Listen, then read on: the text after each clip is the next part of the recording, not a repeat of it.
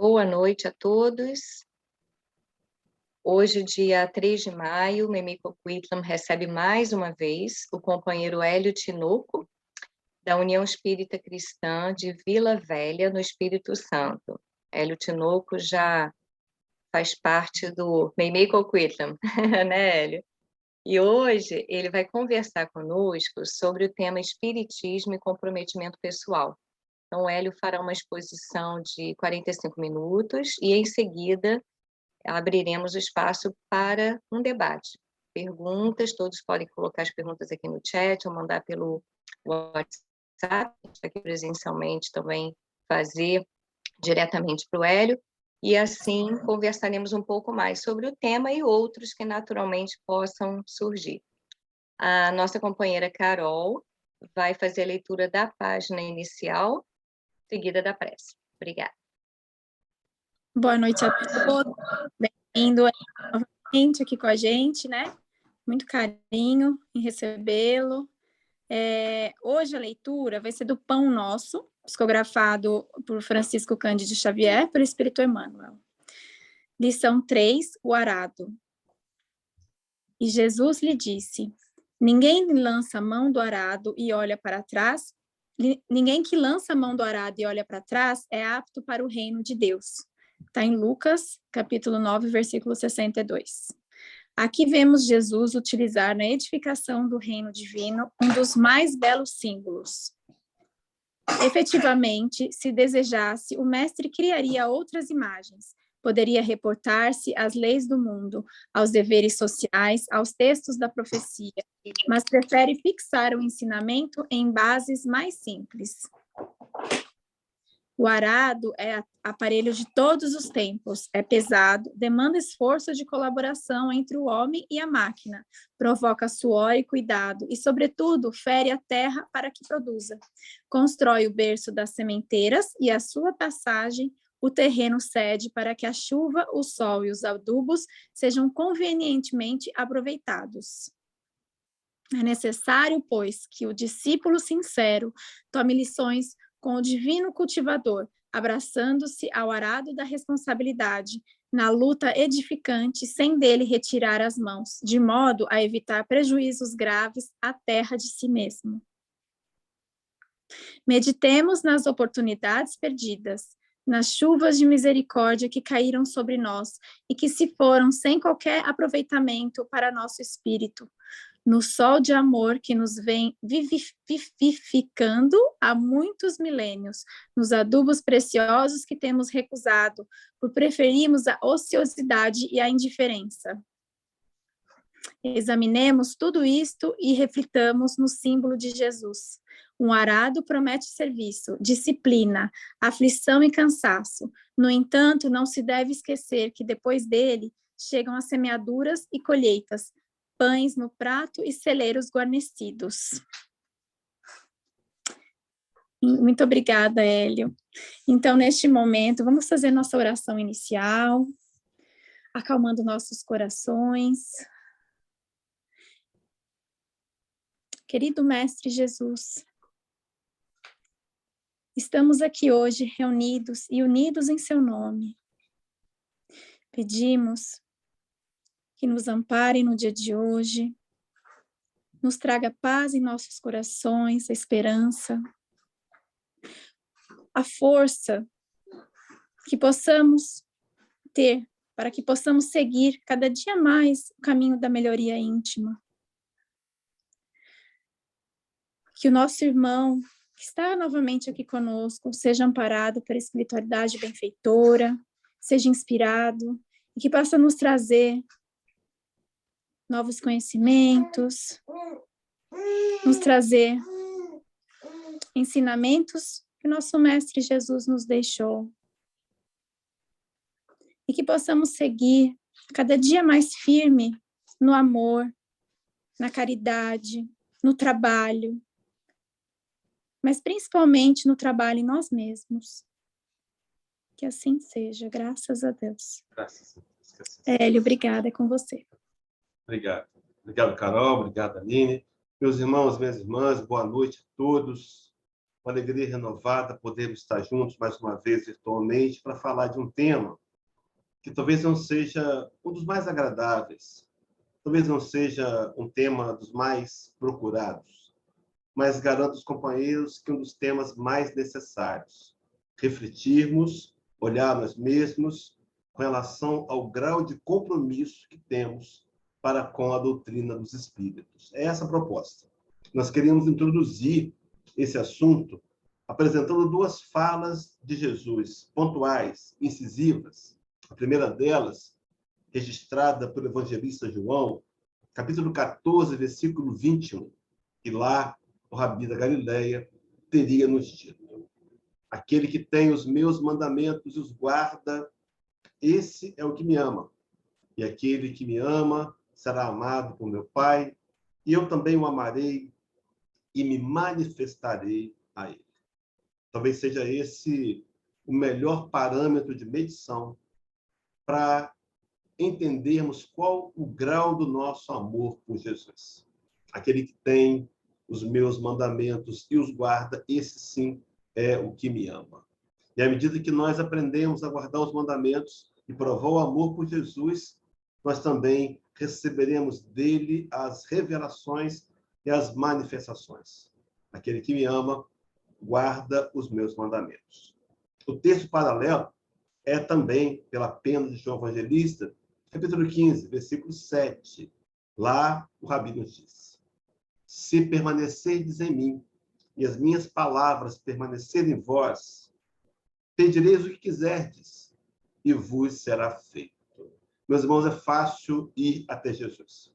Uma dor, uma perda familiar, um problema obsessivo, mas permanecer é o grande desafio. Todos viemos, mas será que estamos com o Senhor? Será que temos permanecido nele? Será que as suas palavras permanecem em nós? Sim, porque se estivermos nele e as suas palavras estiverem em nós e permanecerem em nós, pediremos o que quiser e nos será feito. E eu fico pensando o homem ou a mulher que permanece em Jesus, que as palavras que ele nos trouxe permanecem nesse homem, o que ele pediria? Será que pediria vantagens materiais? Tenho plena convicção que não. Pediria, acima de tudo, melhoria moral, compreensão do Evangelho, para que ele possa se autodesafiar, para seguir firme nessa caminhada em busca da perfeição, em busca da felicidade. Então, o Espiritismo precisa de cada um de nós um olhar sincero e honesto para avaliar que tipo de comprometimento estamos vivenciando. Mas o que seria comprometimento? Fui até o dicionário e lá vai dizer que comprometimento é a ação ou efeito de comprometer ou comprometer-se. Sim, meus irmãos, podemos sim comprometer os outros em ações que fizermos, mas inevitavelmente, em qualquer ação que fizermos, nos comprometeremos a nós mesmos. A ideia de comprometer tem a ver com compromisso, tem a ver com disciplina, tem a ver com escolha, tem a ver com reafirmação de escolhas. Eu me lembrei de uma frase, quando encontrei a questão do compromisso, exarada pelo Ayrton Senna, que agora, no dia 1º de maio, fez 28 anos do seu retorno ao mundo espiritual. Foi em maio de 1994. Mas ele dizia, no que diz respeito ao empenho, ao compromisso, ao esforço, à dedicação, não existe meio termo. Ou você faz uma coisa bem feita, ou você não faz. Não dá, meus irmãos, para ser meio comprometido. No passado fizemos isso. No passado fomos levianos. No passado tínhamos um pé dentro e outro fora. No passado voltamos às antigas atitudes, aos comportamentos equivocados, alimentamos sombras, vivíamos na linha entre o sagrado e o profano. No entanto, agora, no nível de consciência que estamos, somos convocados pelo Espiritismo a abraçar com seriedade essa doutrina que traz de volta a essência do pensamento de Jesus e que agora, compreendida, precisa, acima de tudo, ser vivida. Quando pensamos, então, em comprometimento, é claro que ele é pessoal. O Espiritismo é uma doutrina que vem transformando a humanidade, mas que precisa ser assumida como pessoal. Paulo de Tarso escrevia uma carta à Igreja de Roma, capítulo 14, versículo 12, onde ele nos dizia que era preciso cada um de nós dar conta a Deus da sua própria história. Que cada um de nós daremos conta a Deus de tudo que fizemos. Meus irmãos, será que não poderíamos, a partir de agora, refletir um pouco mais, pelo menos isso, para nos perguntar qual o meu nível de seriedade com relação ao Espiritismo? Pois bem, eu quero propor aí uma escala de nível de comprometimento. É claro que aqui é só didática, meus irmãos. É só uma ilustração. Uma escala de 6 níveis. E não significa que os que estão em níveis mais avançados são melhores do que os que não estão. Na verdade, a proposta aqui é a gente criar parâmetros para que reflitamos e percebamos e assumamos em que nível de evolução estamos e nos desafiemos a migrar para um nível superior. Então, não importa se o seu nível é o número 1, número 3, número 6, o que importa é querermos sempre avançar adiante. Bom, então, nesse exemplo que trouxemos, o nível 1 está nesse nível, o que nós temos chamado de simpatizantes. O último censo do IBGE, e simpatizante deriva de simpatia, simpatia é aquilo que tem uma tendência instintiva que atrai uma pessoa para outra, ou para uma causa, uma pessoa para uma causa. Então, nos simpatizamos com um partido político, com um clube de futebol, com uma pessoa. Mas, enfim, fato é que, segundo o censo do IBGE, e esse dado eu retirei da revista Exame, nós tínhamos no Brasil, em 2010, o último censo, um número de 30 milhões de pessoas no Brasil, que eram simpatizantes do Espiritismo. Viam no Espiritismo algo que lhes interessava. Esse nível, esse simpatizante, é claro, talvez seja a primeira porta de abertura para que possamos adentrar nos níveis mais profundos. Então, ser simpatizante é algo importante. Então, nós temos no Brasil 30 milhões de simpatizantes, meus irmãos. E o simpatizante, ele tem uma característica básica, talvez a mais importante, talvez a mais marcante dele. Ele é leitor. São os simpatizantes que compram livros, em especial romances espíritas, e que alimentam o movimento espírita brasileiro, através dos lucros produzidos pela venda desse material. Então, os simpatizantes, eles têm o hábito de ler. Esse é o primeiro nível. O segundo nível é o nível intermediário. É o nível que vai ficar entre o nível 1 e o nível 3, que eu quero chamar aqui de simpatizantes iniciantes. Daqui para frente, em todos os demais níveis, nós vamos encontrar a nomenclatura iniciantes. Meus irmãos, nenhum de nós ainda está formado. Todos nós sempre seremos iniciantes. Talvez iniciando uma etapa mais avançada, mas sempre iniciantes. Cuidado com a ideia falsa de já conhecer muito, saber tudo. Quando agimos assim, fechamos portas a novos conhecimentos. Esse nível simpatizante iniciante, como eu tinha dito, é um nível intermediário, é um nível de transição. Nesse nível, ainda se mantém como característica fundamental a leitura. Então, no nível 2, o que alimenta e leva a outros níveis é a leitura, é a curiosidade, é a busca pelo conhecimento. Bom, chegamos então ao nível 3. No nível 3, eu quero chamar de iniciantes. Esse iniciante do Espiritismo, ele tem duas características básicas. A primeira, ele aceita estudar. Por isso que as casas precisam ter, no mínimo, 2 atividades. Uma delas, a palestra pública doutrinária, para colaborar com a divulgação espírita. E a segunda, uma reunião de estudos, de um livro, do Evangelho, livro dos Espíritos, um momento em que a pessoa possa se reunir com o grupo e fazer questionamentos, tirar dúvidas, diferente do que não pode fazer durante a palestra, a não ser que a palestra seja como a que fazemos hoje, que terá um período de perguntas e respostas. Então, ele já aceita estudar. Convidado ao estudo, ele diz sim. Mas também ele aceita algumas tarefas. Sim, ele já pode colaborar descascando legumes para a sopa, ele já pode colaborar arrumando, consertando alguma coisa na casa, ele já aceita fazer algum trabalho que exige menos comprometimento, mas que já caminha para um nível de comprometimento mais alto. Até aqui, meus irmãos, tudo normal, tudo bem.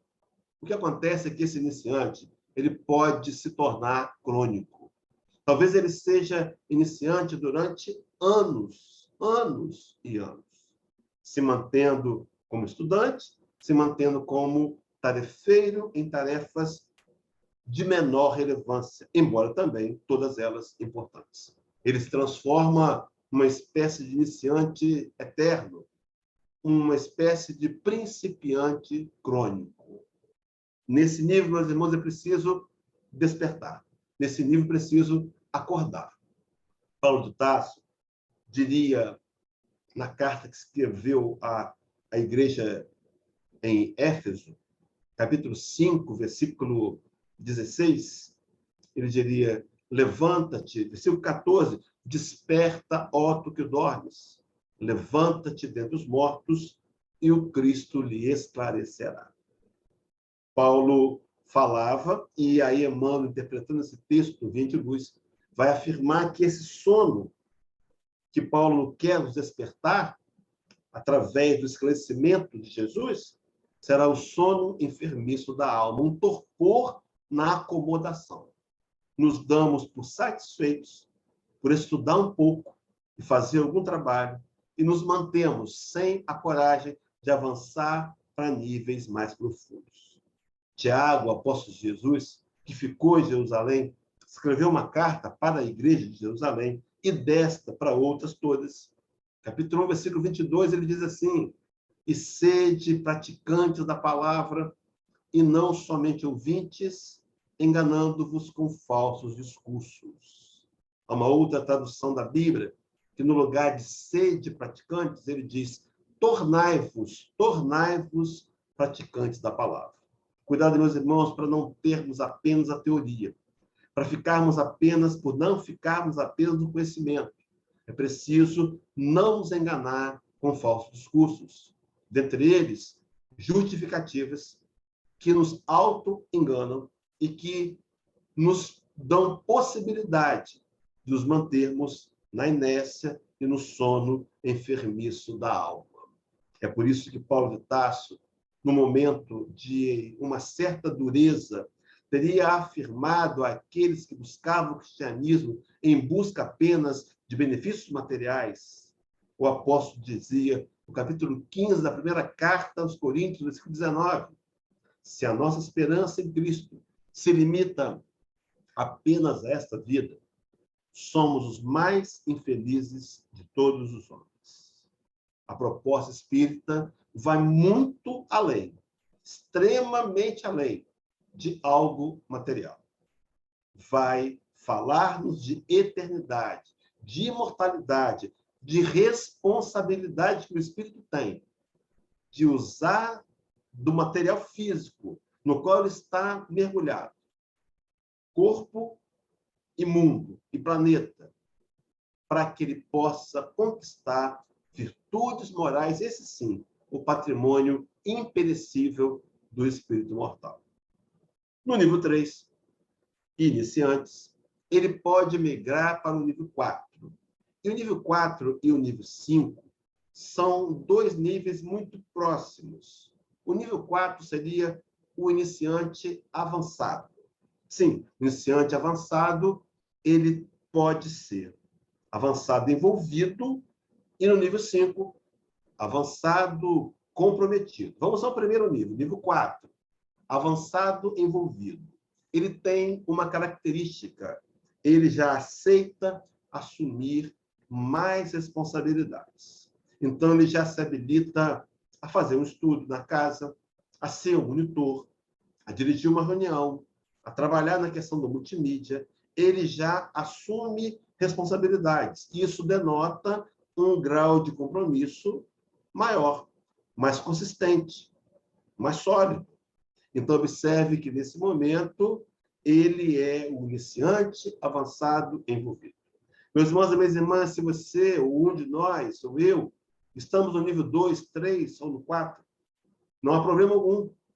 Devemos assumir a nossa realidade e escolher avançar para o nível seguinte. O nível seguinte, o nível 5. Eu quero chamar aqui de iniciante avançado comprometido. Diferente do iniciante avançado envolvido. Esse iniciante avançado comprometido, ele tem duas características. A primeira, ele trouxe do nível 4. Ele ainda mantém-se assumindo mais responsabilidades.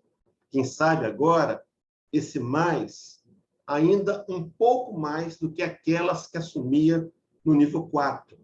Então, agora ele consegue, por exemplo, preparar uma palestra, ele pode assumir um encargo na diretoria da casa, ele já aceita e assume mais responsabilidades.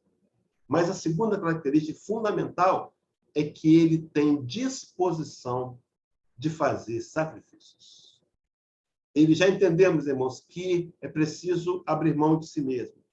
Ele já entendeu que muitas vezes eu preciso me desagradar para agradar a Deus o projeto.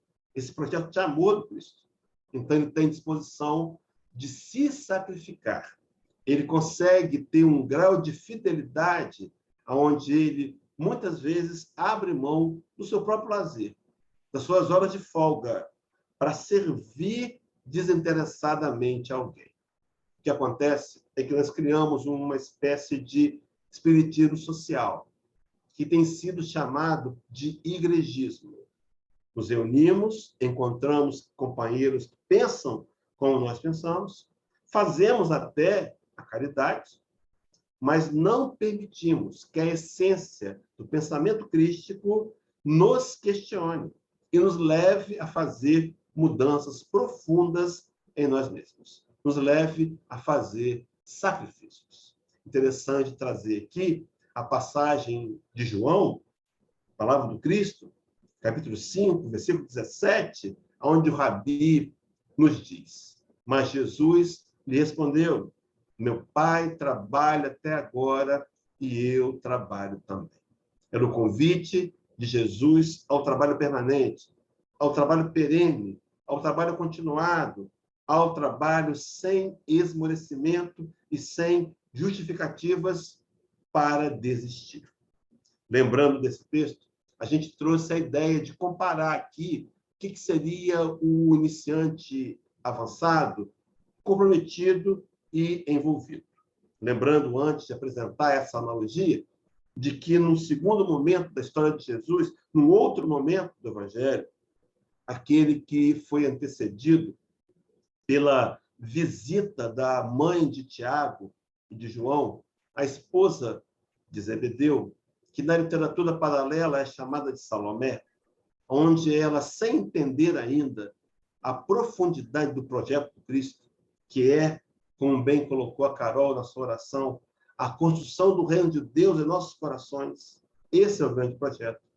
Teria ido até Jesus para pedir que, quando ele implantasse o seu reino, que colocasse os seus filhos, um à sua direita e outro à sua esquerda. Naquele momento, o Rabi lhe diz que colocar alguém à minha esquerda e à minha direita é fácil. Difícil será tomar o cálice que eu haverei de beber. Aquela conversa da mãe de Zebedeu chegou aos ouvidos dos outros 10 discípulos, que ficaram meio que chateados com aquela situação.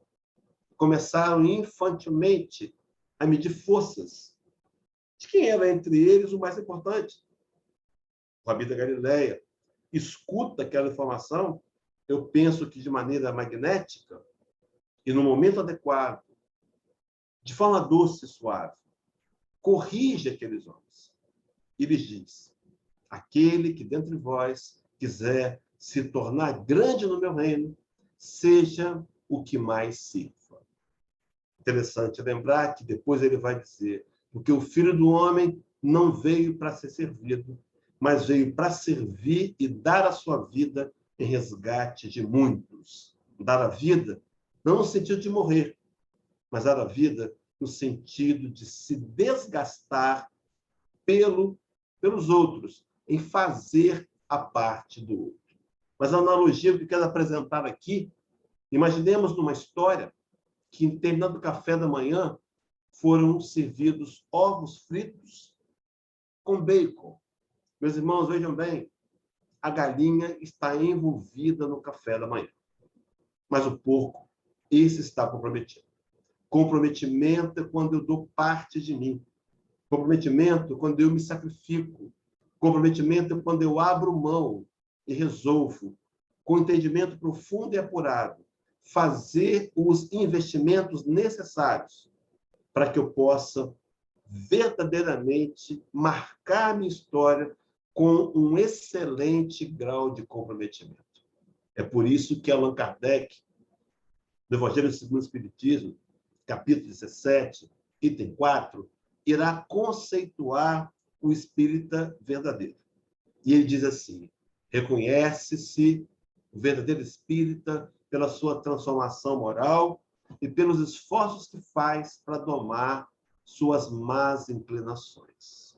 Meus irmãos e minhas irmãs, nós viemos de uma cultura religiosa, de uma teologia, onde aprendemos a desenvolver uma habilidade chamada de interpretar os textos bíblicos. E vejam, fizemos equívocos, vários equívocos, por não ter material sólido para interpretarmos corretamente. Infelizmente, trazemos esse comportamento repetido para o Espiritismo. Então, por exemplo, será que todo mundo está com a câmera fechada? Os que vão ver depois essa palestra no YouTube, no Facebook. Mas será que se eu perguntasse para os companheiros, quem de nós, em sã consciência, poderia levantar a mão dizendo: eu sou um espírita verdadeiro? Sabe quem, meus irmãos? Todos nós. Todos nós. Porque o processo não está completo. Transformação moral não está relacionada a um projeto concluído. Então, por exemplo, suponhamos que determinado companheiro tivesse o vício da maledicência. Diariamente ele fazia 10 fofocas, e agora conheceu o Espiritismo, agora ele se lembrou da lei de causa e efeito, agora ele entende que o mal que faz para o outro retorna a si mesmo, agora ele quer se melhorar, e faz um tremendo esforço durante o dia, e no final daquele dia ele soma 5 fofocas, e não mais 10. Esse homem teve transformação moral? Sim. Por isso que entre nós, espíritos, ainda há os maledicentes. Não há problema nenhum. Nenhum problema, meus irmãos. O problema é não estar combatendo os defeitos. Sim, porque o espírito verdadeiro seria reconhecido pela transformação moral e ele se transformou. Mas há um outro link importantíssimo. E pelos esforços que faz para domar as suas más inclinações. Meus irmãos, não haverá vitórias pessoais, não haverá progresso, êxito moral, se não fizermos esforços. E o que é o esforço? Senão uma força maior do que aquela que comumente fazemos. Sim, um esforço pessoal de tentar hoje lançar um olhar honesto em nós mesmos e tentar domar nossas más inclinações. Para que possamos domá-las, necessário, imperioso se faz conhecê-las, para que possamos trabalhar efetivamente. E nesse processo de conhecê-las, devemos envolvermos-nos num projeto de reforma moral, que, acima de tudo, vai passar pelo autoconhecimento. Palestra essa que fizemos na última oportunidade que aqui viemos nessa casa tão querida. Sigamos, queridos. Então, diante disso tudo, haveria ainda o nível 6? Será que haveria o nível 6? Meus irmãos, qual seria esse nível? E o nível 6 seria iniciante, avançado, comprometido mais. Está na moda. Meus irmãos, é preciso fazer mais. É preciso fazer mais, entendendo que o sacrifício, que a dificuldade de hoje não são mais as do ontem. No passado, foram 70 chibatadas. No passado, fomos levados às arenas. No passado, fomos mortos. O sacrifício hoje é diferente. Quando o Rabi da Galileia elucidava seus discípulos, aqueles 12 que dariam seguimento ao projeto, que pregariam a outros tantos, ele lhes diz em Lucas 9, 23. E dizia a todos: se alguém quer vir após mim, negue-se a si mesmo. Dia a dia, tome sua cruz e siga. Meus irmãos, esse versículo literalmente daria uma nova palestra. Porque ele diz a todos, a fala de Jesus é para você, é para mim, é para os desencarnados que vieram aqui trazidos pelas equipes maiores da equipe de Memei, para ouvirem também o que estamos falando, dizia a todos. E nos dá conta de que será uma escolha. Se alguém quiser vir, se eu digo que eu quero ir, eu preciso ter coerência. Se eu quero ir, se eu digo que eu vou, eu preciso negar a mim mesmo. Mais tarde, Allan Kardec, com muita propriedade, iria dizer que os nossos maiores problemas, as grandes chagas da humanidade, são o orgulho e o egoísmo. Meus irmãos, é preciso negar a si mesmo. Negar a si mesmo, numa outra tradução, renuncie-se a si mesmo. É quando eu abro mão de mim para permitir escolher o Evangelho. Sim, meus irmãos, é essa a nossa luta. De um lado, o império do orgulho, do egoísmo e da vaidade, que tem nos derrubado durante sequenciais encarnações. Mas agora, de posse do Espiritismo, esse que queremos e precisamos nos comprometer com ele, somos desafiados a avançar no conhecimento do Evangelho e na aplicação do Evangelho.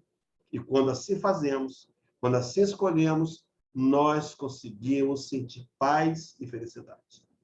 No entanto, meus irmãos, o Rabi da Galileia nos alertaria: dia a dia, tome a sua cruz. Não fomos enganados. Há uma cruz a tomar, meus irmãos. Qual é essa cruz? Ela pode ser pontual. Sim, ela pode ser uma cruz familiar.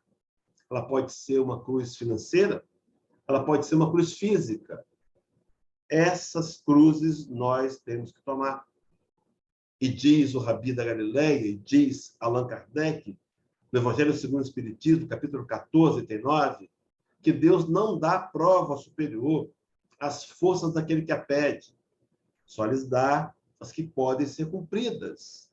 Então, nós recebemos o fardo de acordo com a necessidade e de acordo com a capacidade que temos de levar. No entanto, meus irmãos, há uma cruz diferente das outras todas, mas que é comum a todos nós.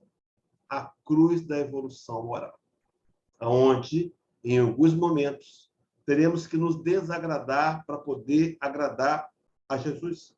Sim, meus irmãos, quantas vezes a vontade é da vingança, da represária, quantas vezes a vontade é de devolver na mesma moeda que recebemos. No entanto, o Senhor nos disse que devemos pagar o mal com o bem. Nos disse, nos orientou a amar inimigos. Nos orientou a perdoar 70 vezes 7. Então, nós nos rendemos. Deixamos de lado o desejo insano do homem velho. E optamos por escolher seguir Jesus, tomando a nossa cruz. E só depois disso o Rabi vai dizer: vem e siga-me. É por isso que lá em Lucas, capítulo 9, versículo 62, inserido na leitura preparatória que a nossa irmã Carol fez, o arado do pão nosso, eles são 3, lá está dito: ninguém que lança a mão do arado e olha para trás é apto para o reino de Deus. Esse olhar para trás, meus irmãos, tem pelo menos duas interpretações. A primeira é quando a gente abraça o Evangelho, abraça o Espiritismo, mas ficamos saudosos dos comportamentos do homem velho, dos lugares que frequentávamos, dos comportamentos levianos e desequilibrados. E olhamos para trás, não repetimos mais, mas sentimos uma falta. Isso é olhar para trás. Não estamos prontos ainda para ser aptos ao reino de Deus. Nos falta, meus irmãos, nos falta o ingrediente. Aquele lá do Evangelho segundo o Espiritismo, capítulo 18, item 10. Nem todos aqueles que me dizem Senhor, Senhor, entrarão no reino de Deus, mas tão somente aqueles que fazem a vontade do meu Pai que está nos céus. Mas uma outra interpretação desse lançar a mão dourada, olhar para trás, é quando a gente, em algum momento da história, desistimos. Quando nós já estivemos à frente das mídias espíritas, trabalhando, exercendo uma função, mas fomos engodados pelo orgulho, pelo egoísmo, pelo materialismo. Quantas vezes, meus irmãos, nos aborrecemos, nos melindramos e abandonamos a casa e a causa. E isso também é lançar a mão do arado e olhar para trás. Talvez seja a hora de recuarmos da antiga decisão e voltarmos a abraçar o arado, entendendo que o trabalho será por meio do trabalho que nós conquistaremos a evolução moral. Pensar, então, em espiritismo, em comprometimento pessoal, pensar em que nível estamos, será fundamental para que a gente possa entender que sempre o progresso nos aguarda, que sempre algo a mais precisa ser feito. E esse algo a mais, meus irmãos, ele começa a ser feito hoje. Sim, ele começa a ser feito agora. Chico Xavier tem uma frase onde ele vai dizer que cada dia que Deus nos dá são como páginas em branco no livro da vida. O que vamos escrever nelas corre por nossa própria conta. Aqui, para mim, 20 para meia-noite. Os companheiros, 20 para as 8. Aí, faltam 3 horas e 40 minutos para concluir o dia. 3 horas e 20 minutos. Será, meus irmãos, o que podemos fazer em 3 horas e 20 minutos? Será que poderíamos fazer algo que marcasse nossa história? Que realmente tornasse valoroso o nosso esforço? Será que podemos, nesse momento, refletir em algo a fazer? Não precisa ser muito grande, não. Mas alguma coisa que validasse a proposta espírita em nossos corações? Quando o Espírito de Verdade, no livro Obras Póstumas, na segunda parte, o item Minha Missão, o Espírito de Verdade vai inquirir Allan Kardec para questioná-lo se, de fato, ele está disposto a abraçar a doutrina, para codificá-la. E ele diz a Kardec, previno-te que é rude a tua missão, porque se trata de abalar e transformar o mundo inteiro. Meus irmãos e minhas irmãs, será que eu tenho noção, consciência, de que tenho em mãos uma doutrina que vai abalar e transformar o mundo inteiro? Será que essa doutrina tem abalado o meu mundo íntimo? Tem me transformado em alguém melhor?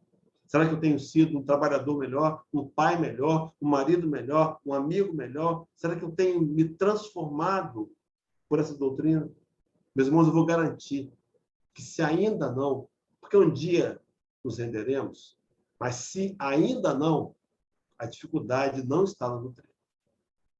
Por certo, está em nós mesmos. Que não conseguimos enfrentar o velho homem, que não conseguimos aplacar o guerreiro interior e ainda militamos nas ondas de vingança, de preconceitos, do mal que está em nós, natural que está em nós. Ainda militamos na zona do desdém, da indiferença. É preciso, meus irmãos, decidir avançar. E esse avanço acontecerá quando nós abraçarmos cada vez mais um grau de comprometimento ainda maior. Disse no meio espírita que o espiritismo não exige e nem cobra nada de ninguém. Será verdade isso, meus irmãos? Será verdade ou será um mito? Sim, é verdade. É pura verdade. Nós não temos um rol de membros, nós não excluímos aqueles que cometem pecados, nós não censuramos, nós damos a cada um as orientações e sugestões propostas pelo Espiritismo, mas deixamos a cargo de cada um a responsabilidade. Então, não há exigências. No entanto, há uma frase do Dr. Bezerra de Menezes, caminhando para finalizar, para a gente poder depois fazer abertura para as perguntas e comentários. Bezerra de Menezes diria-nos: o Espiritismo não efetua aos seus adeptos quaisquer exigências. Não há. Todavia, quem toma consciência dos seus postulados sente-se naturalmente constrangido a ceder de si cada vez mais. O Espiritismo não cobra. A nossa própria consciência nos cobra. À medida que nós compreendemos os postulados básicos, que somos espíritos imortais, passando pelo mundo físico em mais uma oportunidade, que compreendemos que aquilo que semeamos, haveremos de colher, que compreendemos que será por meio do exercício do bem que aprenderemos a amar, que compreendemos que muitas vezes somos nós mesmos, como diz a questão 921, Livro dos Espíritos, os obreiros da nossa própria felicidade. Sim, meus irmãos, quando compreendemos isso, quando temos a consciência despertada pela essa doutrina tão racional e esclarecedora, só nos cabe nos olhar com a profunda consciência e fazermos um autoconvite de responsabilidade. Porque a nossa consciência, ela tem nos cobrado. Eu quero concluir com uma fala de Paulo, escrevendo a carta a Timóteo. Paulo se refere aos homens que habitarão a Terra no processo de transição planetária, aqueles dos últimos dias, aqueles que terão o coração duro. E Paulo vai dizer que eles se assemelham a quem teria o coração e a consciência cauterizados. Meus irmãos, é hora de descauterizar a consciência. É hora de entender que o nosso momento é de importância fundamental.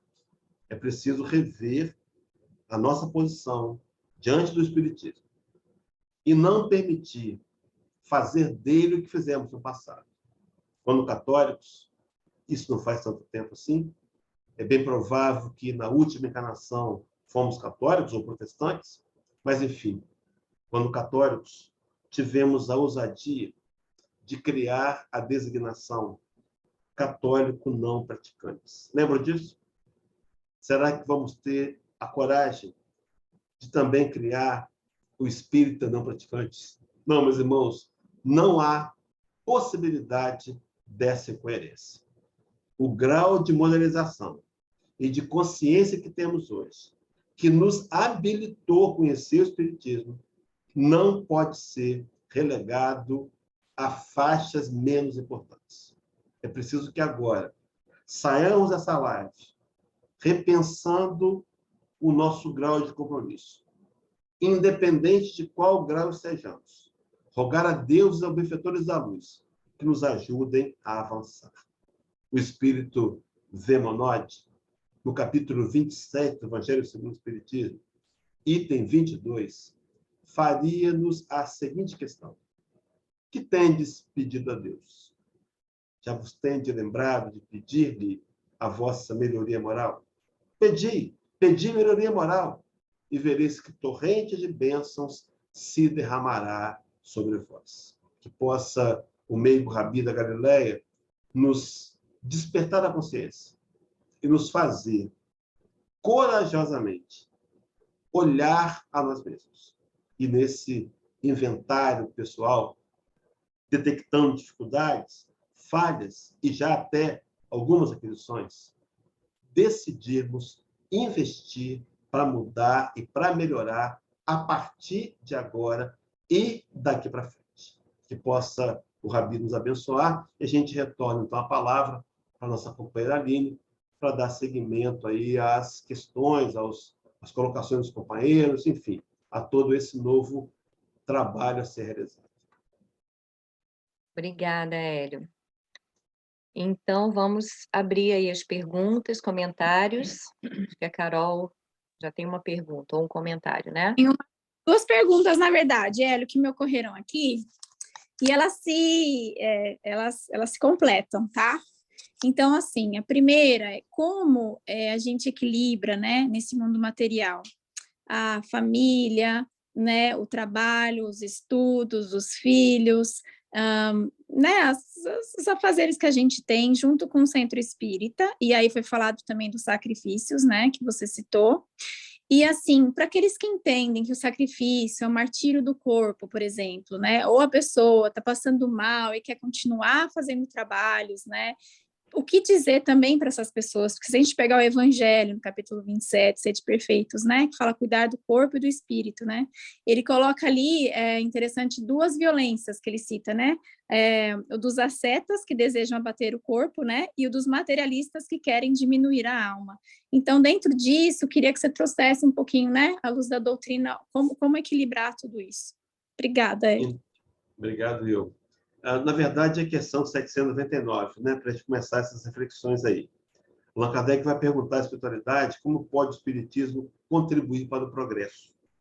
Ele está falando de progresso pessoal e progresso coletivo, né? Na primeira parte da resposta, os espíritos começam dizendo assim: destruindo o materialismo, que é uma das causas, que é uma das chagas da sociedade. Ele, o espiritismo, faz com que os homens compreendam aonde estão os seus verdadeiros interesses. Então, observe que à medida que eu tomo consciência da minha realidade espiritual, e isso vem pelo estudo, vem pela pesquisa, vem pelo empenho no conhecimento. Mas eu tomo consciência que eu sou um espírito imortal, eu entendo que o materialismo é algo que me distorce, me tira do caminho, mas à medida que eu for me tornando mais espiritualizado, menos materializado eu estou. E eu consigo enxergar os meus interesses. Então, o ponto fundamental, fazer um autoquestionamento. O que de fato é importante para mim? É claro que família, sobrevivência, sonhos materiais são necessários, fazem parte. É lei de progresso. Lei de progresso. Kardec diz no Evangelho segundo o Espiritismo, capítulo 26, item 2, que Deus colocou no homem o desejo incessante do melhor. É incessante o desejo do melhor. Não há problema algum, é legítimo. No entanto, o que é mais importante? Quando eu consigo ter essa escala clara, eu entendo que patrimônio material ele se dissipa, ele perde valor, muda de mãos, ele é temporário. No entanto, o que eu faço com ele, em termos de aquisições morais, será eterno, será imperecível. É esse o questionamento, é esse o momento. Como é que eu equilibro isso? Quando eu começo vivenciando a vida material, sem abrir mão dela, mas priorizando as ações que possam levar a um crescimento moral. Então, eu posso estar na família, reunido com a família, fazendo um lazer com a família, mas ali vivenciando uma leitura, falando de Jesus, conversando com as crianças sobre o Espiritismo, eu transformo aquele momento de lazer em um momento também útil para a evolução do espírito mortal. Com relação a outra questão que você colocou,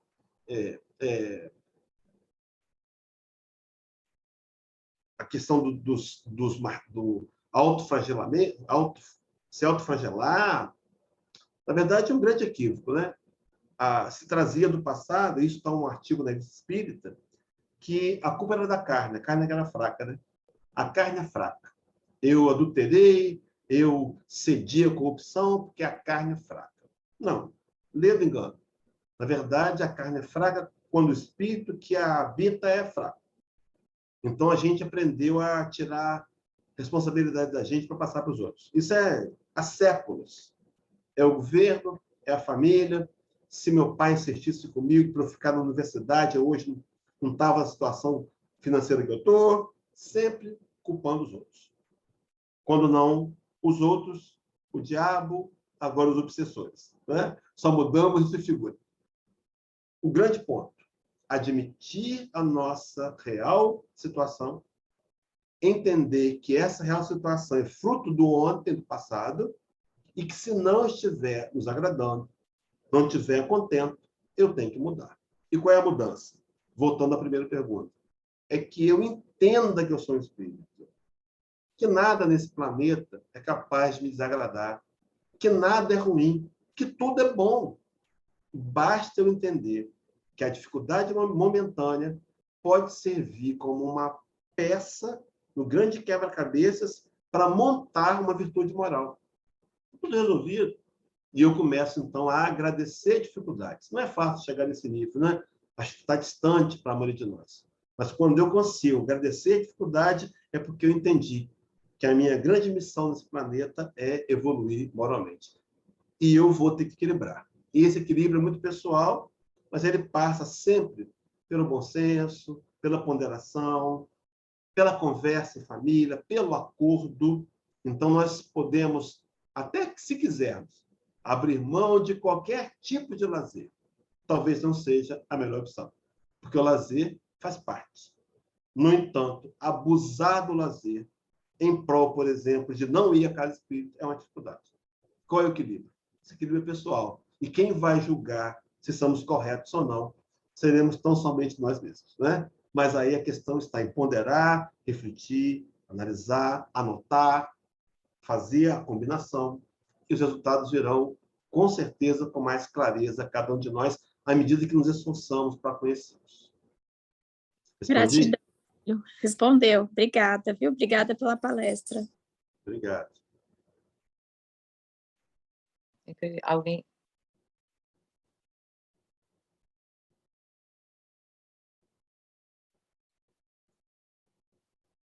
Hélio, estou perguntando aqui para os nossos companheiros que estão aqui presencialmente, se alguém tem alguma pergunta. Tem... tá. Ó, a Vanessa colocou aqui. Então, vou ler aqui da Vanessa. Está lendo, Hélio? Não, agora sumiu. Estava na tela, sumiu. Tá. Foi falado muito do trabalho e comprometimento na casa espírita e com o espiritismo. O que dizer dos espíritas que pensam que trabalhar e dar o exemplo fora da casa espírita, às vezes pode impactar muito mais que apenas pregar, exemplificar, trabalhar para os espíritas? E muitas vezes mais desafiador para o nosso crescimento pessoal, visto que vamos ter que lidar com pontos de vista diversos dos nossos, como espíritas. Vanessa, você quer abrir eu entendi. Você entendeu? Então vamos lá. Entendi. Olha só, Vanessa, uma situação não me isenta da outra. Esse é o problema. A gente está vivendo um momento de muita divisão, até mesmo de uma divisão doutrinária. Porque eu preciso ser um trabalhador da casa espírita e da causa. Preciso ser.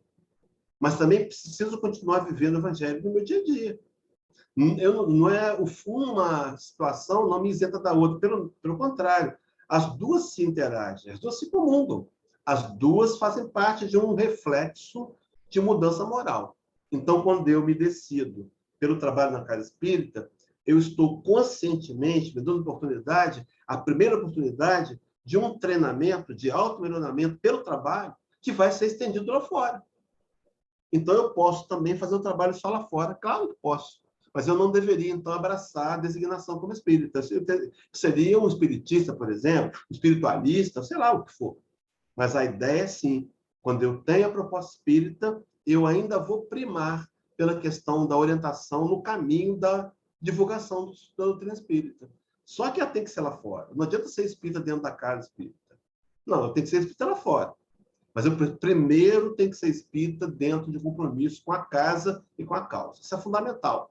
Senão a gente vai virar uma espécie de espírito autônomo, né? Sem casa. A gente tem visto aqui no Brasil, companheiros que são palestrantes, aqui não vai nenhuma crítica, só observação. Qual é a sua casa? Não tem casa, sou do movimento. Não temos que ter uma casa. Qualquer trabalhador espírita tem que ter uma casa filiada, para que ele possa se envolver com a atividade, com as eleições, com o trabalho, com o movimento como um todo. Não dá para ser autônomo. Então, a proposta é: eu abraço a tarefa na casa espírita, qualquer que seja ela, nenhuma delas é menos importante que a outra, mas, em especial, por meio, primeiro momento, da prática espírita, me levará à prática fora da casa espírita. No livro Forma Íntima Sem Martírio, Hermance de Foucault, ela vai dizer que na nossa vida de espíritas há 3 momentos. Primeiro, é quando a gente entra no espiritismo. Então, você está motivado, você quer conhecer os livros, você vai para a biblioteca, você gasta horas. Segundo momento, quando o espiritismo entra em mim, quando ele começa a fazer parte de mim. E o terceiro momento, e mais importante, quando ele começa a sair de mim. É esse o momento. Só que é etapas. Você pode estar na primeira, na segunda, não importa, na terceira, não há problema. O problema é estar avançando para a etapa seguinte. Então, no meu nível de consciência hoje, nosso nível de consciência hoje, eu vou me dedicar à causa, vou me dedicar à casa com equilíbrio, vou me oferecer como mão de obra, mas, em especial, lá fora. Para quando alguém vier pedir um conselho, eu orientar com equilíbrio, com sensatez, não alimentar o ódio. Quando alguém vier chorar no meu ombro, eu saber acolher e receber, e, ao mesmo tempo, convidá-lo. Olha, eu frequento uma casa espírita, me ajudou nisso e nisso outro, se você quiser ir comigo. Pronto, abriu a porta. Para que aquele companheiro receba o que nós recebemos de graça, e de graça eu vou estar passando para ele. Então, é um conjunto. Não dá para separar. Não posso ser um espírito autônomo, ou até posso, não deveria. E nem só um espírito na casa espírita. Eu tenho que ser um espírita completo, onde a transformação moral passa a fazer parte da minha história, onde quer que sejamos. Vai ser fácil? Não, ninguém disse que ia ser fácil. Ninguém disse que ia ser fácil, né? Tem hora que a gente perde a cabeça, tem hora que a gente desespera, tem hora que não dá para segurar o ímpeto, mas tudo bem. Amanhã a gente recomeça. Essa é a proposta, essa é a ideia. Não sei se respondi, se foi tudo que tinha que ser dito. Vanessa, respondeu? Sim, o equilíbrio é o ideal. Muito bem, Vanessa. Sempre o equilíbrio, né? Temos uma pergunta aqui, da Karina. Gostaria de saber... Quer vir aqui perguntar ou eu falo? Tá. Além da prece e do estudo, o que devemos fazer para manter a coragem diante dos desafios materiais ou morais, diante do comprometimento pessoal com o espiritismo? Então, vamos lá. De novo, chega aqui mais perto. A pergunta é, além da prece e do estudo, o que devemos fazer para mantermos... O que devemos fazer para nos manter fortes, né, nesse esforço, né, que foi falado, que você trouxe, perante os desafios, para que a gente mantenha esse comprometimento pessoal, né? Aí eu estou completando tanto esse comprometimento pessoal, que eu acho que abrange, que a gente deve ter em todas as áreas, né, na verdade. Então, mais perfeito aí as suas colocações, Obrigada. Conta-se que, certa vez, um membro de uma igreja anglicana na Europa teria se afastado do grupo. E o pastor deu falta por ele. Sentia a sua falta. E um dia resolveu visitá-lo. E era um dia frio, e a lareira estava acesa, e o pastor entrou em silêncio, e o membro da igreja, a ovelha, ficou meio que sem saber o que dizer, e o pastor manteve-se em silêncio, foi até a beira da lareira, sentou-se, pegou uma pequena vara, e retirou do conjunto de brasas um pedaço daquela brasa, e a afastou do todo. E ficou olhando, e a ovelha olhava. E aquela brasa foi esfriando, esfriando, até que apagou. O pastor tomou a vara de novo e reaproximou da grande chama. E ela se reacendeu. Minha irmã, o negócio é o seguinte: leitura é importante, estudo é importante, oração é importante, estar juntos é importante. Sabe por quê? Na convivência, eu me vejo. O outro me diz quem eu sou. O outro ressalta meus defeitos e qualidades. É ele que mostra a minha impaciência, a minha intolerância. E agora ele me vendo, eu preciso mudar. A escolha de mudança é pessoal, mas o trabalho em equipe, aceitando o outro como ele é, com a diferença, com a sua preguiça, com a sua limitação, sem censurá-lo, mas amando, será um dos grandes desafios para nos conservar fortes e firmes na caminhada. Então, buscar, claro, a oração sempre, o estudo sempre, o serviço sempre, e buscando estar juntos. Desafio muito grande. Porque tem alguns companheiros que a gente equivocadamente preferiria nunca mais ver, nem pela internet.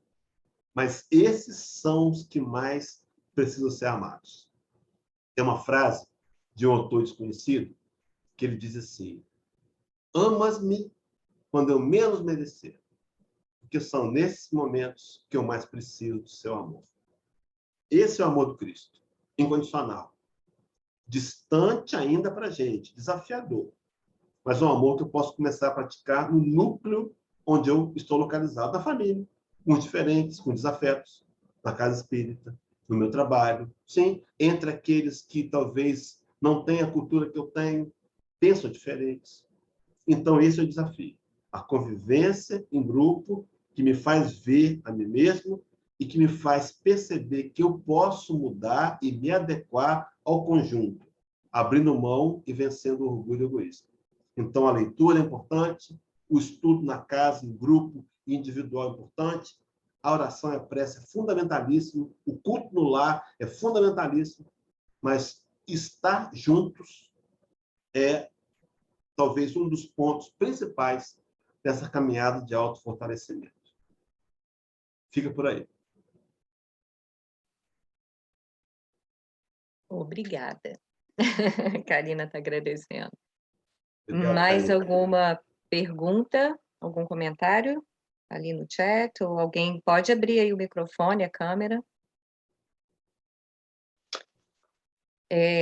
Hélio, enquanto vocês pensam, eu lembro de uma frase de Allan Kardec, eu só não me recordo aonde. Na verdade, eu tenho ela anotada em alguma agenda minha, porque eu anotei para eu sempre abrir e ler. Eu não sei se talvez em obras póstumas, eu tenho quase certeza. E é muito interessante quando ele fala, quando ele se via à frente de alguma dificuldade, algum problema, e ele conseguia se colocar acima dos homens para que ele enxergasse aquela situação de uma forma que é a expectativa da doutrina espírita na nossa vida, né? E eu trago essa fala de Kardec porque é exatamente quando a gente se vê, como a Carol colocou lá no início, eu tinha anotado aqui para pedir para você trazer essa como aplicar esse não se pode servir a Deus e a Mamon ao mesmo tempo, que eu acho que está muito ligado à pergunta inicial da Carol, né? Então, juntando, né, o servir a Deus e a Mamon, que a gente não pode ao mesmo tempo, como equilibrar todas as áreas da nossa vida? Será que trazendo esse olhar que Kardec nos traz, que eu creio que seja em obras póstumas, né? Quando a gente se coloca acima ali dos homens na questão da vida material e a gente realmente entende a proposta que os espíritos nos trazem, né? Que a nossa verdadeira vida é espiritual. Será que a gente consegue se comprometer mais com cada e se comprometer mais com a nossa evolução espiritual? Com certeza, com certeza. Kardec ele repete esse pensamento em vários lugares. O Evangelho também tem. Capítulo 6, item 4, também tem. A busca pela visão do alto, né? Agora, eu queria destacar a questão 918. Quando Kardec perguntou a espiritualidade, por que indício se pode reconhecer em um homem a sua elevação moral, né? O que fará que ele avance na escala espírita? E aí a gente imagina que o Espírito vai responder com vários itens, né? Mas ele, na verdade, responde com 2 itens. Então, primeiro ponto, para que eu possa analisar a minha evolução moral. Primeiro ponto, se o Espírito está cumprindo com a lei de Deus. Se ele compreende a lei de Deus, se ele cumpre. Então, observa só. Autoanálise. Será que eu estou me esforçando para compreender a lei de Deus? Tomara que sim. Sim. Estou me esforçando a aplicá-la à vida. Quanto mais eu aplico a vida à lei de Deus, mais é o indício de evolução moral. Agora, o segundo é quando ele antecipadamente vive a vida espiritual. Ele está encarnado, vivendo o esquecimento temporário, ele está encarnado, vivendo a influência da matéria, engodado pelo contato, pelo toque, pela sensação, mas ele sabe que é espírito e ele tenta viver como espírito. Então, ele decide como espírito. Então, alguém vai dizer, mas você vai deixar isso para lá? Você vai perdoar essa criatura? Você vai ficar no prejuízo? Vou ficar no prejuízo. Porque eu entendi que é melhor levar prejuízo do que prejudicar o outro. Eu entendi que é melhor não revidar, passar por bobo, do que ser aquele que magoou alguém. Então, esse entendimento espiritual, que não é fácil de ser conquistado, mas que nós já avançamos muito em relação à teologia do passado. Aline, isso é novo demais para a gente. É muito novo. É um conceito muito novo, muito recente do Evangelho do Cristo. Eu fico imaginando que a gente está aí, provavelmente, né, numa primeira encarnação espírita. Para alguns, uma segunda. É muito novo. A gente não tinha entendido nada. A gente fez uma guerra em nome de Jesus. Nós matamos. No entanto, agora o Evangelho vem de maneira muito clara me desafiar a vivenciar a realidade espiritual. Não é fácil, mas é possível. E aos poucos. Não vai ser de moda para outra, não. E eu não tenho que me sentir culpado porque eu não consegui, não. Eu tenho que entender que há um limite de evolução moral que eu posso explorar. Mas eu não posso amanhã querer ser um arcanjo.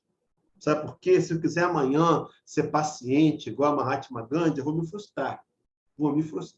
Gandhi chegou naquele ponto que chegou em encarnações. A gente vai chegar também. Mas hoje eu posso ser mais paciente que ontem. Essa é a ideia. É quando o Kardec fala do homem de bem, né? Que depois que ele ouve a resposta na 918, ele faz uma série de características do verdadeiro homem de bem.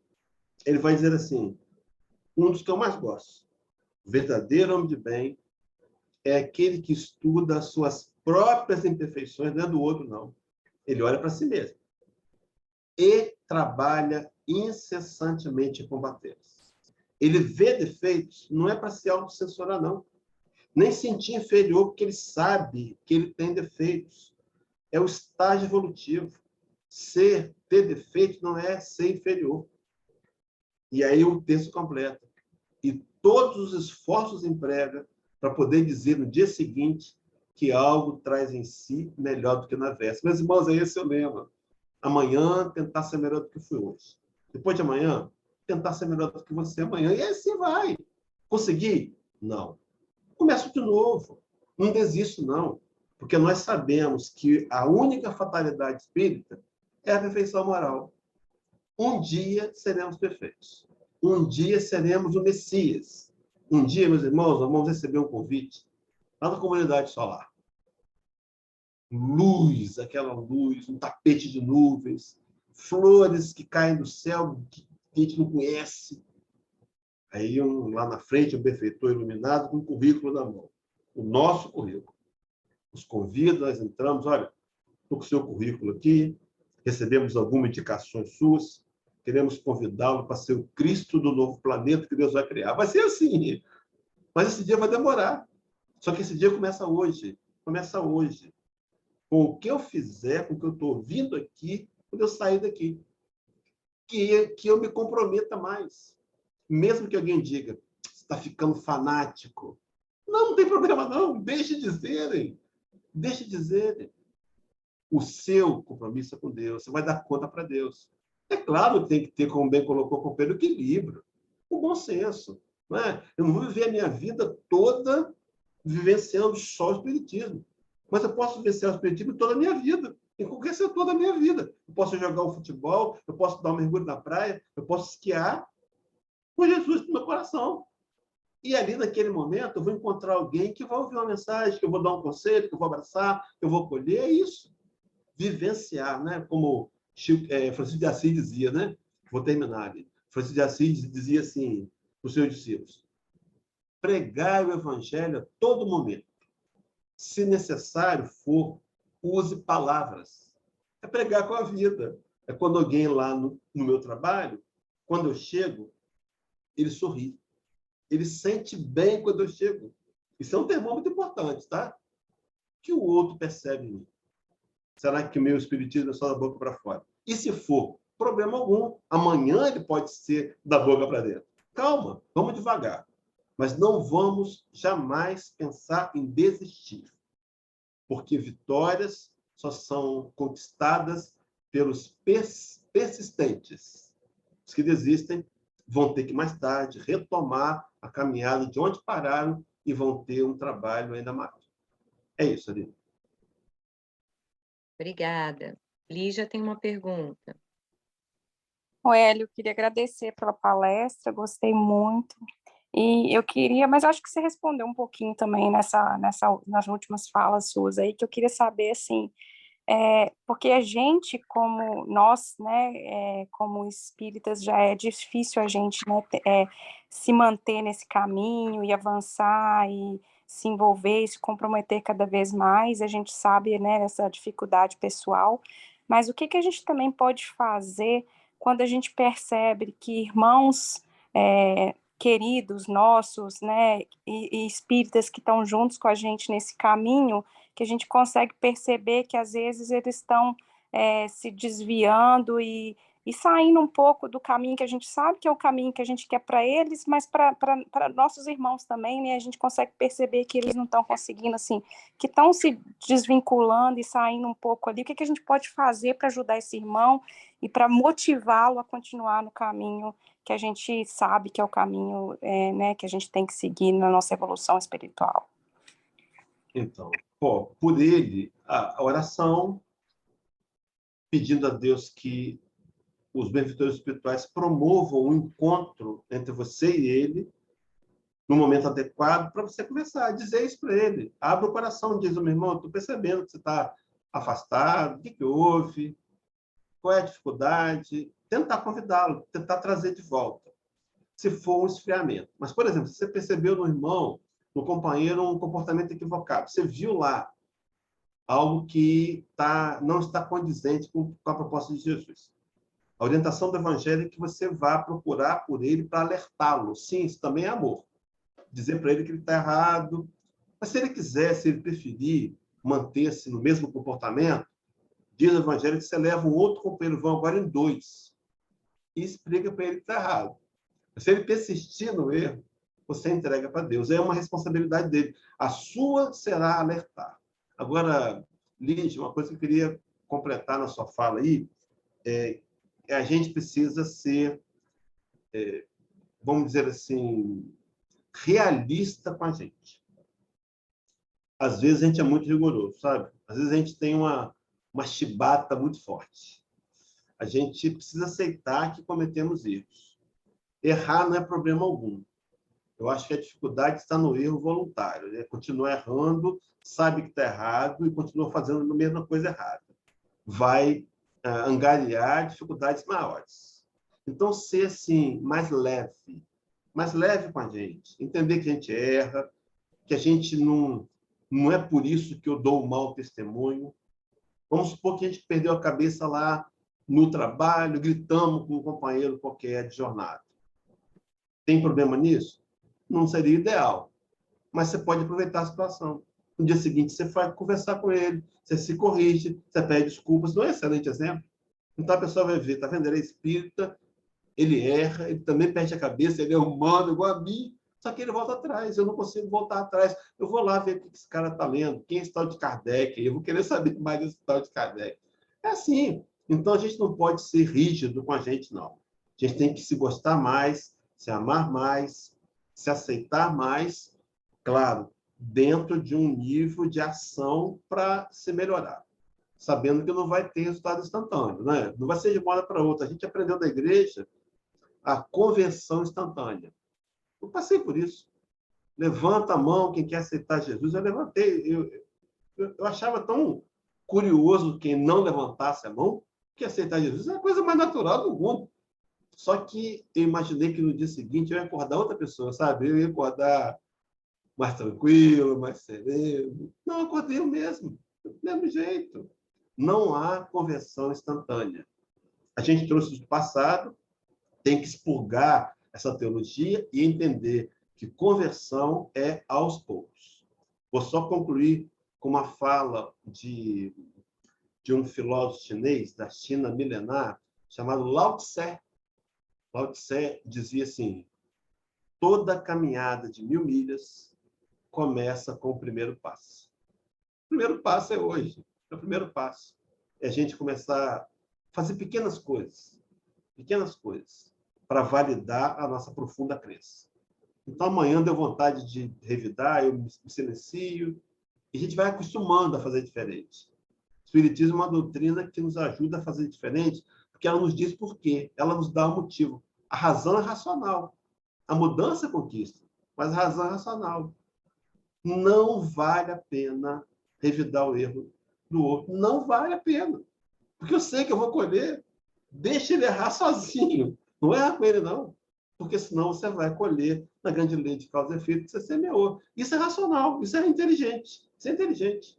É a frase do Benjamin Franklin, né?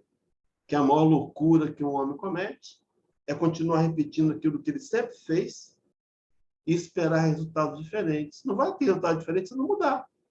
Então, você olha para a minha vida, está lá. Eu estou desestabilizado emocionalmente. Eu não estou feliz, estou descontente. Tem algo errado no meu investimento. E eu sei o que é. Eu estou contrariando a lei de Deus. Porque a questão 614 diz que o homem só é infeliz quando ele se afasta da lei de Deus.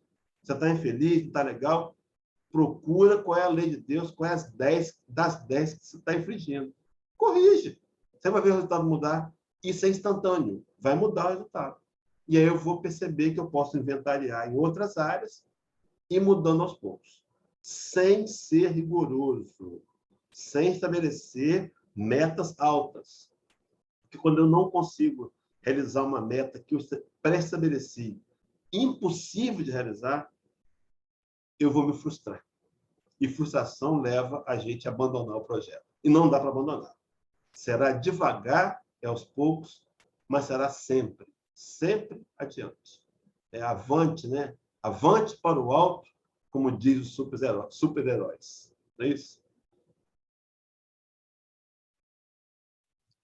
Muito obrigada, Hélio. Obrigado, Lígia. Mais alguém no virtual tem alguma pergunta, algum comentário? Para abrir a câmera, o microfone.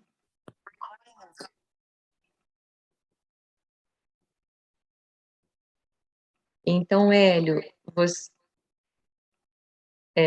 você pode fazer, a gente está indo aí para o finalzinho, você pode fazer alguma consideração final, e aí você termina com a prece, por favor.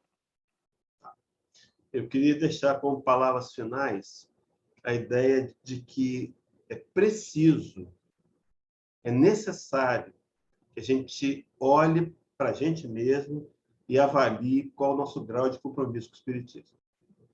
Porque a gente trouxe do passado a um comportamento equivocado de que a gente podia misturar sombras com luz.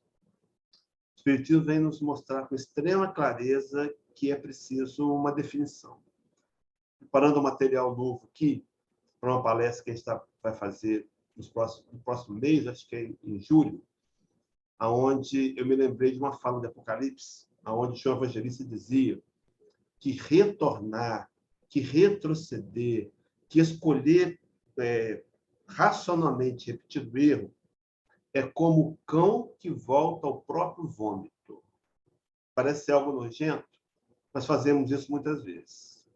Eu preciso ser mais sincero, mais honesto comigo mesmo. Eu preciso ser mais comprometido. Eu preciso aprender a renunciar, melhorar meu grau de fidelidade, eu preciso ser mais honesto. E ser honesto não significa que eu não vá errar de novo, que eu não vá deslizar. Mas quando eu deslizo, eu compreendo. E esse grau de clareza vai ser um ponto de partida fundamental para a mudança ser mais profunda, ser mais concreta. Porque é possível mudar. Nós somos provas vivas disso, né? Eu costumo fazer comigo mesmo assim, lembrar de coisas lá de trás que hoje eu não sei fazer mais. Eu não seria capaz de fazer mais. Isso é mudança moral. Isso é conquista. Então, valide isso. Valide suas conquistas, alimente suas conquistas, alimente a esperança de dias melhores e trabalhemos. Trabalhemos dentro daquele nível de possibilidade, de realidade, né? Então, que a gente possa sair daqui levando muita esperança de que o controle da vida está em nossas próprias mãos. É a nossa própria escolha, né? Me lembrei de uma historinha do menino que queria testar um sábio numa aldeia e ele queria colocar o sábio numa posição difícil. Então, ele levou um pássaro na mão, a mão para trás das costas e perguntaria ao sábio: sábio, o que eu tenho nas mãos? E o sábio diria: um pássaro. E ele diria: esse pássaro está vivo ou está morto? Se o sábio dissesse está vivo, ele espremeria o pássaro, mataria e diria: não, está morto, só errou. Se o sábio dissesse está morto, ele soltaria o pássaro vivo. Quando ele fez a primeira pergunta, o que eu tenho nas mãos, o sábio respondeu: um pássaro. Esse pássaro está vivo ou está morto? A resposta está em suas mãos. Está vivo, está morto, está na mão da gente. A escolha é pessoal, né? Então, quero convidar os companheiros a gente fazer a oração, fechar nossos olhos, agradecer a Jesus por esse momento que nós viemos aqui voluntariamente, sem máscara, Senhor. Porque Tu nos conhece o coração. Tu sabes os nossos sentimentos. Nós podemos até tentar enganar os outros e a nós mesmos. Mas Tu nos conhece. Por isso, mestre amigo, Tu sabes a fraqueza que apresentamos, os momentos difíceis, do desafio que parece intransponível.